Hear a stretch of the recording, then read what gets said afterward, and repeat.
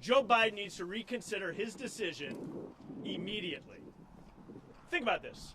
On Joe Biden's first day in office, thousands of people received a notice that they've been laid off of their job. These are jobs, good paying jobs, $80,000, $90,000 a year, $30, $40 an hour jobs are laid off. Sometimes it seems abstract that a pipeline in North and South Dakota moving oil and gas from Canada to the United States could impact Wisconsin workers. But as you stand here at Michael's today, as you stand and look at the men behind me, these are the type of workers that lost their job this week. Joe Biden needs to reconsider this action immediately. We need to have good paying jobs in the United States of America. We need to have good paying jobs here in Wisconsin. Not only is it impacting jobs, it has a huge impact on our foreign policy. We need to have a North American supply of oil and gas.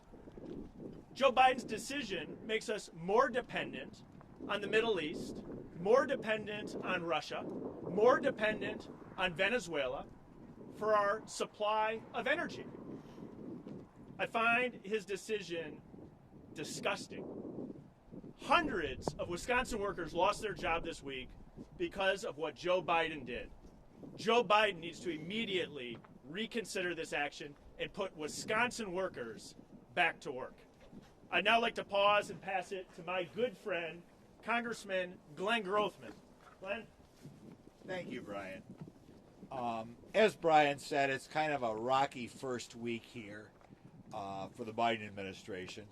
I know a lot of the comments over the next few years are going to be around minimum wage jobs. But here you're talking about 10,000 jobs in the $80,000, $90,000 an hour range that are gone. Beyond that, when we talk about trade, we talk about our relationship with China, our relationship with Japan, or whatever. It's easy to forget, and they're almost dead even. Our number 1 and 2 trading partners in the world are Canada and Mexico. And it's so important that we have good relationships with both of them. Now, already a lot of this pipeline's been built. I'm sure Canada felt this was a done deal as part of their economic development. And on day one, Joe Biden comes out of the chute and pops Canada right in the face. I mean, amateur night at the White House. I'll tell you that. I don't know who he's getting his ideas from. I thought I was at that speech the other day. I thought maybe Lady Gaga thought this would be a good idea. But in any event, I hope not only when he thinks about the people who lost their jobs, but I hope when he thinks about our relationship with Canada, that he reconsiders and gets us back on the straight and narrow. Now I'd like to introduce things to my boss here, Scott Fitzgerald. Thanks, Glenn. I think there's a time for political rhetoric, and we heard a lot about the pipeline this fall. I think I'm shocked and disappointed that we're standing here today having this press conference at the Michaels Corporation, headquartered up in Brownsville. I mean, it's a great American company that literally just got the rug pulled out from underneath them, and certainly disappointing. I saw that President Biden had a stack of executive orders sitting on his desk, and one by one he was signing those and then making a comment trying to make a political point. I'm not sure who the constituency is that he did this for, but I'm hopeful, not only by being here today, but I think other elected officials, whether it's at the state legislative level or in Congress, that's where the answer is to reverse this. And it also means that Canadian officials, I'm sure, will be reaching out to President Biden saying, this is a big mistake. This is a big mistake. So not only I think it's important to have the Republican members of Congress here, but, I think there's probably employees that are represented by Representative Moore and Senator Baldwin, Representative Pocan and Representative Kind, others that could reach out to those elected officials as well and say, call the White House. Call the White House and ask them to undo this mess that they've created, and let's get these people back to work. So it's unfortunate that we're here today, but I think it's necessary because it's kind of a last-ditch effort to save these jobs and get this thing reversed. So thank you. Happy to answer any questions.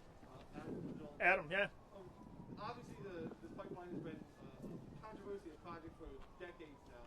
Why do you believe that the jobs here, I don't know if the right would be outweigh the environmental concerns, and particularly the concerns of indigenous people who live in northern Minnesota or near the border? The environmental concerns are very misleading to a lot of people. So the oil and gas is still going to be transported into the United States of America. It's going to be done by rail, a less efficient means of moving oil and gas with greater risk to the environment from rail accidents, far less safe than a pipeline. And so I think it's very misleading the way that Joe Biden explained this. And it's had a real direct impact on the workers here in the state of Wisconsin. I don't know if you guys want to add anything to that or not. Oh, that's true. When you talk about the environment, like Bryan said, a pipeline is safer than rail. Can we have it come up to the microphone? Yeah, like Bryan said, when you talk about solely the environment, a pipeline is safer than rail, and certainly safer than truck.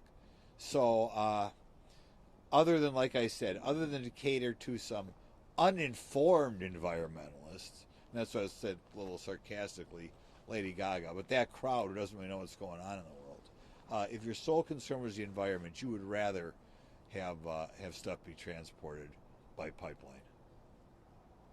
How is Michael's quote affected directly? I'm not sure if you can know the answer. I'm happy to let the Michaels team answer that directly, but Michaels employees, Michaels is a subcontractor for TC, which is doing the pipeline.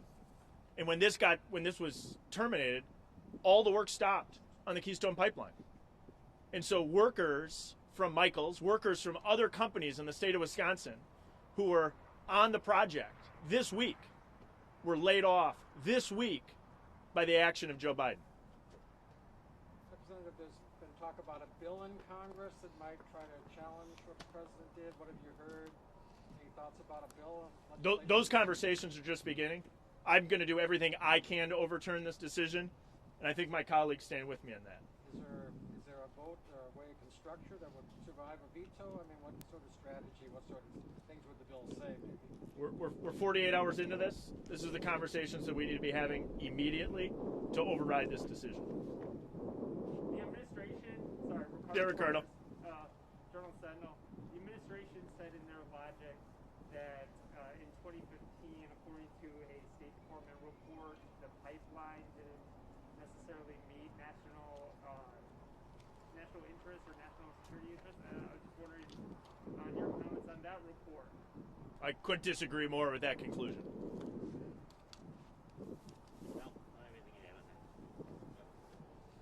What about the push toward wind, solar, renewable over the next decade, and then less emphasis on carbon-based fuels? That's what the administration seems to be saying. That's what the renewable energy industry seems to be saying, that we're going to be kind of moving away towards something else. This is private sector investment. And so I'm a believer in an all of the above approach. And so this private sector investment should be allowed to go forward. And two, I think it's very misleading to a lot of folks that this doesn't actually stop the oil and gas from coming into the United States. What it's doing is forcing this oil and natural gas to come in via train, which is less environmentally friendly and at a higher risk to the environment than a very safe pipeline would be able to provide.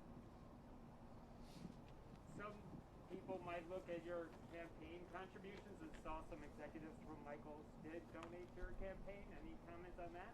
I'm standing here with the workers who lost their job.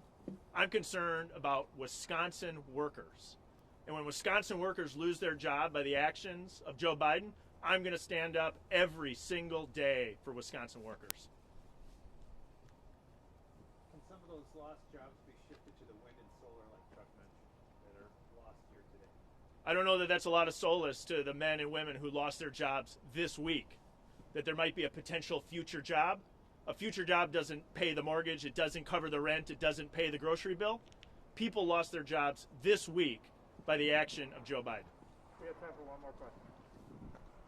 Did you also hear from the gentleman from Michael's as to what the facts and figures are, the number of jobs affected, et cetera? We can talk about that, please. Yeah. Right now, the numbers of jobs are thousands of jobs. There's Michael's, there's Precision Pipeline that would have affected that the pipeline was going to be constructed. The actions that were happened recently, we were doing station work. There's hundreds of guys that got laid off. Was that Tuesday? Are any live in Wisconsin? Or Yes, a lot of them live in Wisconsin. Yes. That's an important point to know. These are thousands. I'll jump up with you. Yep. You say there are. I'm going to take my mask off. There's thousands of jobs that were lost. Some estimates are saying 10,000 jobs. I think that's pretty close. 10,000 total jobs. But hundreds of those jobs are Wisconsin workers. That this is where Michael's and other companies in Wisconsin, we build stuff in Wisconsin. We're really good at building stuff in Wisconsin. And so it's Wisconsin employees that are going to places that are more remote, North and South Dakota, to do the work. And hundreds of Wisconsin workers were laid off this week by the action of Joe Biden. Appreciate all you guys being here. It's an important topic. We got a little bit of Packers weather here. Go Pack. This is what I think. Yeah? I didn't like that one question. If these guys lose their job, maybe they can work on solar energy. Where do you work? Yeah, the Journal Sentinel. See, it's like if you lost your job tomorrow, and we say, well, that's okay. There's another job that doesn't pay as well in Eau Claire. Maybe something will open up there for you. You know, what a callous thing to say to the people who got laid off. It's just gonna bug me a little bit.